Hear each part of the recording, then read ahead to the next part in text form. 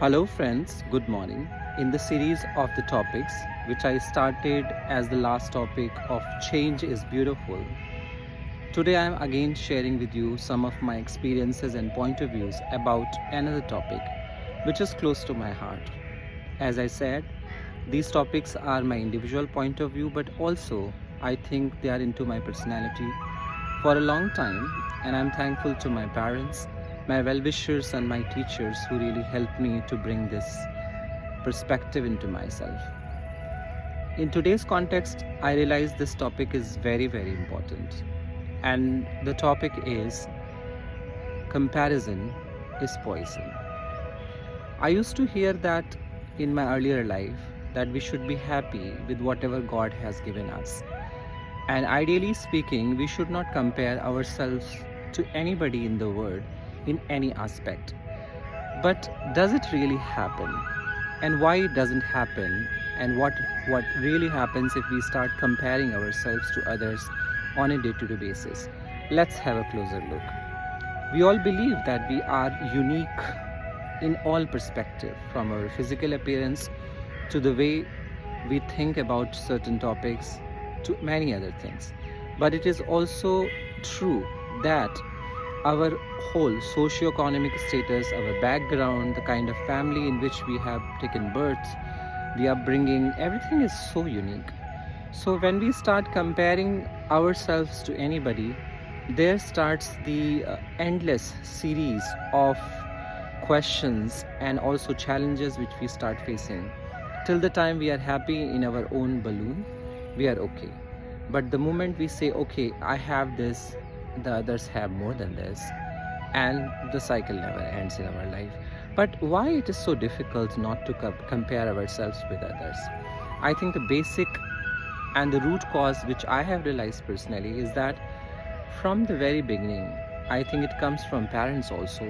When we really compare our kids with others, we give them the examples of others, which is fine, we can give the examples, but we emphasize in such a way that they start feeling that as if they are not really self-sufficient. And that deep thinking starts from the childhood and keeps on growing, because from there that deep mentality of always trying to compare ourselves with the others, our surroundings, never ever ends. So I think it is very important that the parents starts from their selves. Give examples to your children, but do not compare them with others. Because if you really give them the examples of comparison, then purely speaking, they will never ever going to be self-sufficient, self-confident. And that vacuum inside them will also reflect when they grow up and become the part of this larger society. So this is the point number one. Secondly, when it comes to being into larger society, into our school culture, college culture, and then in professional life, I again think that this self-contentment is very, very important, because we may have certain qualities, competencies, strengths by which we are very much successful in certain kind of roles and responsibilities. On the contrary, others may have their own strengths and core special qualification by which they are expert into their domain. So where is the comparison, and where is that seed of comparison? But I think this can be called as a philosophy which I am talking right now, but in a practical life, yes, we have this tendency of comparison. What we can minimize gradually is, whenever this deep thought of comparison starts, we should also look towards inside and say, God has given me certain unique propositions, unique qualities, unique way of life.